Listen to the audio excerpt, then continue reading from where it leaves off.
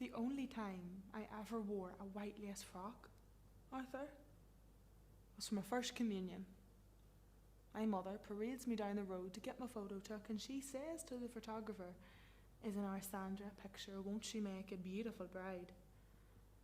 And I told her I was never going to get married. She got all dewy-eyed because she thought I wanted to be a nun, a bride of Christ, or 40 years hard labour. My mother thinks anything else in between is a mortal sin. She married a big child like you, Arthur. What did it get her? 8 kids, 20 years cooking, cleaning and surviving on grants and handouts.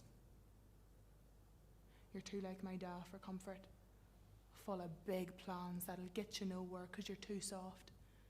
You're too easygoing, and having all that money won't make you any different. Whatever your dad and the rest of your ones don't steal from you, the world will. I'll eat you alive. You know what the big trick in life is, Arthur? Knowing what you don't want. And what I don't want is to be a backseat joyrider, content to sit and giggle behind the fellas doing the stealing and the driving. I stole a car once, all by myself.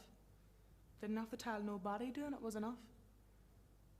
I just drove it around them posh streets in South Belfast till I ran out of petrol and I walked home.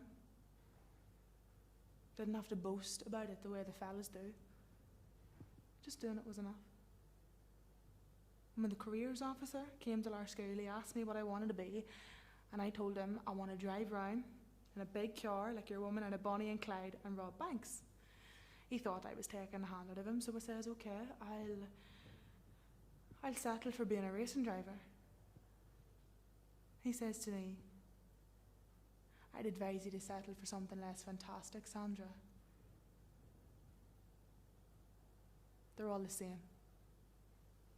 They ask you what you want to be, and then they tell you what you're allowed to be.